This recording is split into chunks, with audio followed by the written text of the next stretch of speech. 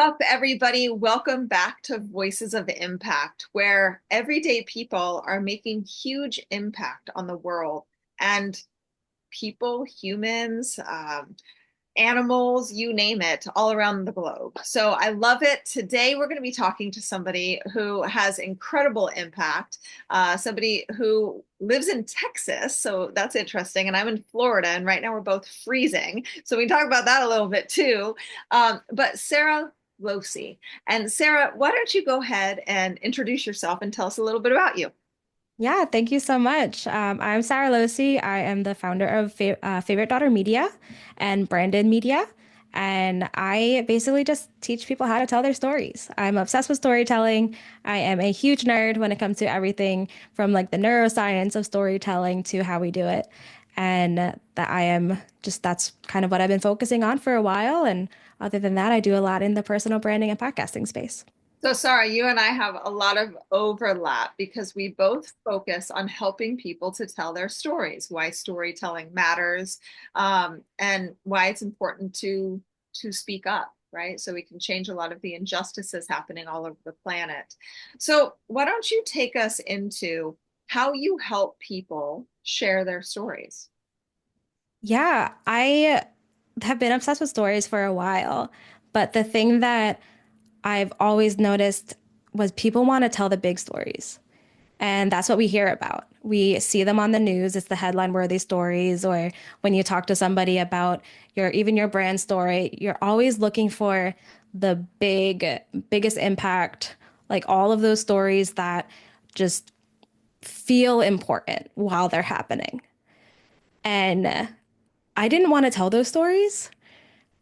It just wasn't really where I wanted to focus. Mhm. So I decided to kind of go the opposite direction. And I want to know what little stories we're not telling. And I fell into that because I would ask people what their story is, and they would tell me that they don't have one. Mm-hmm. And that's because there's all of this pressure to have that one big story or to have a story that's traumatic, that's dramatic, that's sensational. And if you don't have that, your story just seems like it's not worth telling. And it's So, interesting. Sorry to interrupt you, no, but you're fine. what you're saying is so accurate. I talk to people all the time and I'm like, oh, what is your story? Tell me about you. And oftentimes they don't think that they have one, just like you said. And most of the time, their stories are so impactful that they just don't even realize it, right? Our stories of having you know, two loving parents and going to a high school and go doing 9 to 5 and going through corporate and having kids and that in itself is a story. It doesn't have Yeah. to be a domestic violence survivor like myself. It does not have to be an abuse survivor or trauma victim or disease survivor. Everybody out there. So if you're listening to this podcast, you have a story, no matter what that story is. So, Yeah. Sarah, tell me a little bit about why you got into this arena. So it was by complete accident, which I feel like is my answer to a lot of things that I've done. Um, and it was by accident caused by a different accident. So really, this is what I was meant to do. When I was in my early 20s, I went on a solo trip to Ireland and I ended up in a tattoo shop. Fast forward to 2019. I am the executive producer of a finance podcast, and I'm at the Podcast Movement conference. And I want to get the host of the show on that podcast on Stacking Benjamins. It's one of the biggest podcasts. It's like that is a podcast to go on if you're in the finance space. So I had to stalk the host, trying to get him alone so I could talk to him, so I could pitch the host of my show as a guest. And I had no idea what I was doing. Except I did know how to stalk, apparently, because I was hiding behind a book at a cocktail table. Like, might as well have had a newspaper with the eyes cut out. It was that level. And eventually I was able to talk to him and I gave him my pitch. And it was just, oh, he's an expert in all of these and he's been doing this forever and he's so good at this. And he looks at me and he says, that's not what I want. I don't need an expert. I need someone with a cool story. Mm. So my brain jumped back to my early 20s and said, "Do you want to hear about the time I got a tattoo of a penis while I was in Ireland?" And what do And you he say? did. Okay. And I accidentally got myself booked on one of the biggest finance podcasts in the space. And it was ridiculous for him to want that on the show, but it was a good hook. And it's all about podcasts are all about stories. And having a hook like that is just entertainment. Mhm, So he books me on the show, but then it becomes his job to have to interview me in a way that pulls value out of the story mhm. because he has the responsibility to his audience to give them something of value.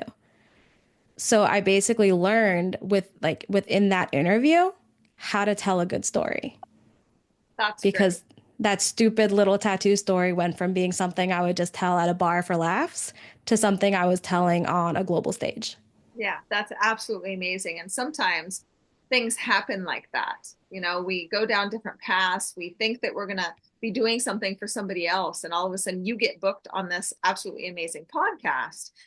So if you're out there and you're listening and you're wondering where your journey is, how your story may impact other people, what that looks like, just keep moving forward. I've said this in another episode that God can't move a parked car.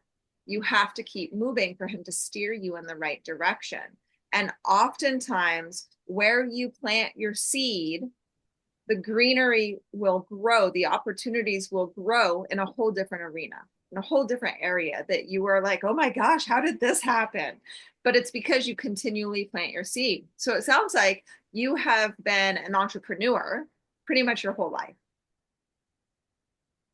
I want to say yes Okay. because that sounds like a really good thing, but no, Okay. Tell me more about because Sara then. I never I run I have run my own business and then I'm a partner in a second business. Okay. That was never in the plan. Okay. I did not want to own a business. I to this day probably don't want to own a business because it means having to do the not fun stuff and I just like the fun stuff. But I had gotten to a point I was working in the finance industry and it was just not fitting in with who I am. Hmm. And you are expected to be a certain kind of person when you work in financial planning and financial services.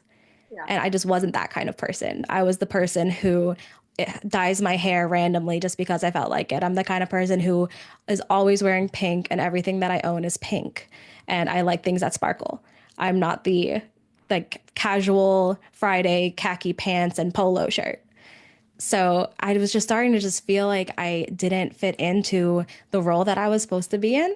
Mm-hmm. And instead of trying to find a role that I felt I could fit in, I decided to just be myself.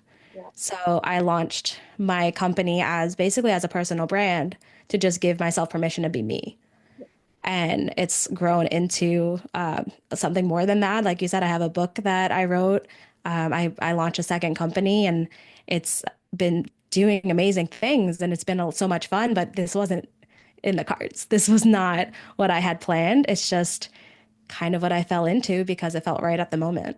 Yeah. Yeah. It's very interesting. So I'm a survivor of domestic violence. I experienced extreme trauma and tragedy. And when I escaped that situation, I didn't know God was going to turn my story into something even larger than what I could ever imagine.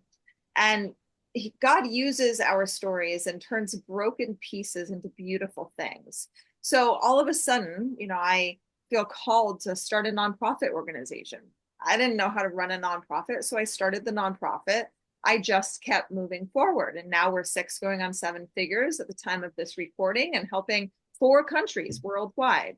So it's amazing how God is able to transform our stories and use what we desire. If you're a sparkle girl, then go to where you get to sparkle and shine. Don't stay stagnant in a situation that you hate or that is not fulfilling you. And then I got to begin speaking all around the world. 2019, I wrote my first book and started speaking. And now, at the time of this recording, I'm five books in. My second full length one Amazing. is coming out next month, February 25th of 2025. And it's crazy. I never thought that I was going to be an author, be a speaker, run a nonprofit organization, coach people to help them tell their stories, run collaborations, teach people to speak on stages. That was never in my cards. I thought I was going to go to school, maybe get a good job. I ended up bartending of all things. Maybe get into We've all done it. yeah, exactly. And then, you know, get married and have babies. And at this point in my life, I'm still unmarried and don't have babies. So by the time somebody's listening to this recording, maybe that'll change. But it's really interesting to learn about that. So Sara, you took your calling and you decided to say yes to it. You decided, okay, you know what? I'm going to leave this financial sector and I'm going to jump into what I'm passionate about. So you have this book. Tell me a little bit about your book. Sure. It's called Open This Book. It's the art of storytelling for aspiring thought leaders. And it's basically meant to take readers through the journey that I went through when I learned how to tell my story. Because you can read all of these different books on storytelling, and they're all amazing and they all have great insights, but a lot of the times they're going to be about that big story. And how do we figure out what that big story is and how do we tell it? So mine is a little bit different. It's how do we find the little stories? How do we find the value in things that are just kind of mundane and the everyday things that we're doing and the mistakes that we make that aren't world shattering, but it's a hiccup and we have to kind of learn from it and move forward. So the little stories that no one really felt were worth telling are the stories that I wanted to tell. Mhm. So it's just how do we figure out what they are? How do we tell them? Where do we tell them? And how do we harness the value behind them to create thought leadership and create a platform? Yeah, that's absolutely amazing. Storytelling is so important. So, what types of stories and what types of platforms do you help your clients with? Yeah, podcasting is definitely my main focus. Shocking, I'm on one. Um, but I've been in the podcast space since 2019. I run a podcast production house and I coach people on being great podcast guests. But I also work with people who want to be on stages and I talk to people who want to be authors. But some of it is also just people who have no desire to be on any type of global stage like that. They don't want to be on podcasts. They don't want to be public speakers. But the stories, like those little everyday stories, those help you connect just within your office. They help you connect. I've had teachers tell me that it helps them connect with their students. And one of the stories that I include in the book, because it's all written through my own stories, was the first time that I felt like a thought leader. And it was only within my company that I worked for at the time.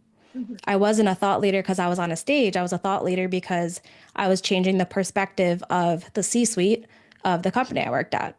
So there's that as well. And that's another thing I think people overlook is being a thought leader doesn't have to mean global impact, doesn't have to mean national impact. It just means impacting the people around you.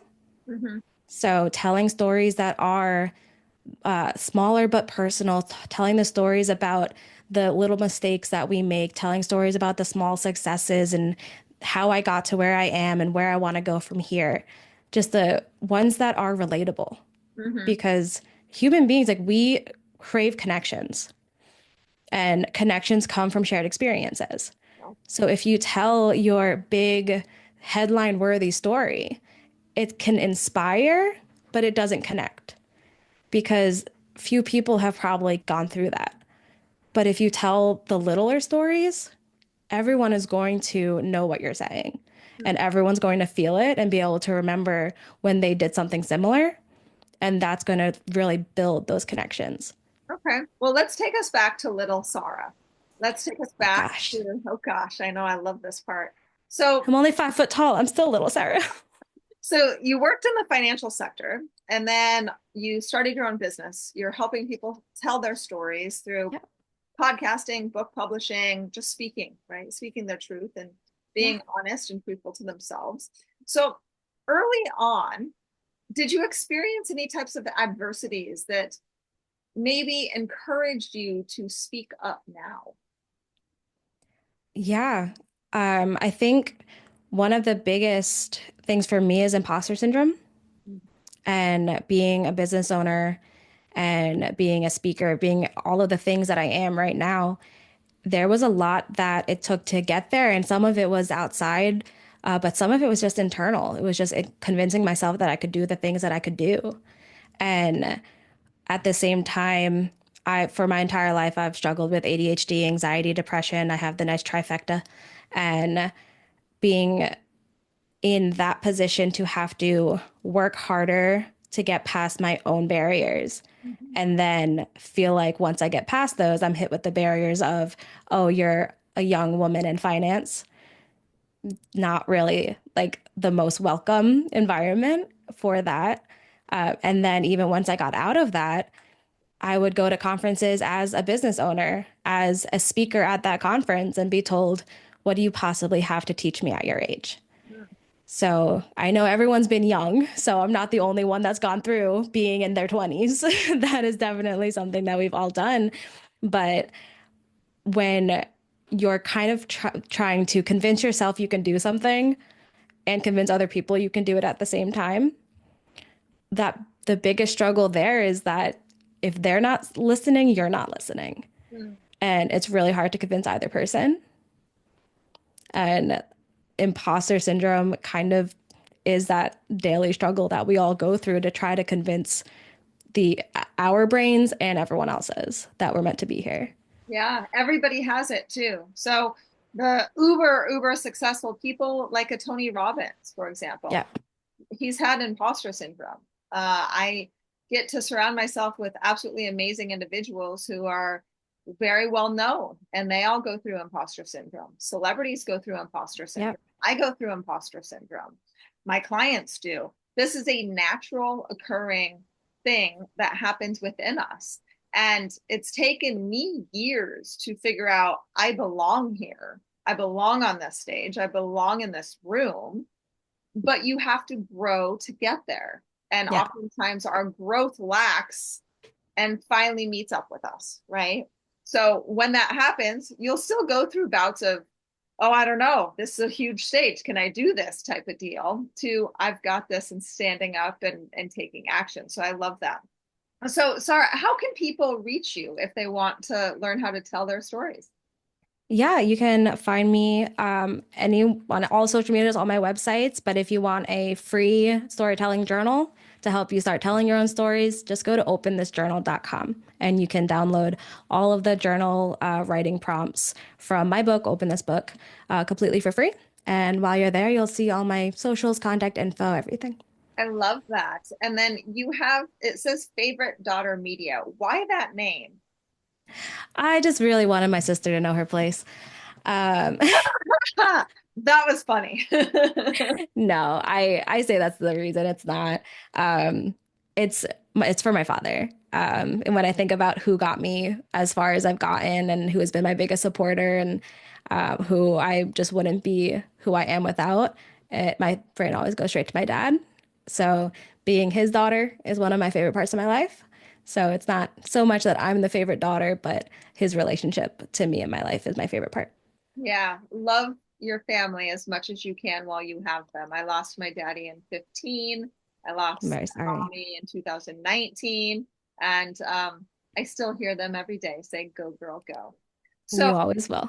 yes, I will. So, one last question before we end this lovely conversation. What does impact mean to you? I think impact means that something is going to change. And whether that's in thought or in behavior, we hear a lot about like influencers and the people that are so cool that they get you to stop scrolling on your phone. But I think if you're going to have impact, then it's not just about stopping and having them just look, it's stopping and having them think. Mm, So if you can change the way that someone's thinking, even if it's just for a moment, I think you're creating impact. I love that answer. I absolutely love that answer. So you have been a delight, and I love everything about you. And I want to thank you so much for coming on and sharing your journey about how to tell your story and sharing with our audience how to help them tell their stories. Thank you so much for having me. Yeah. So, ladies and gentlemen, this has been Voices of Impact. See you next time.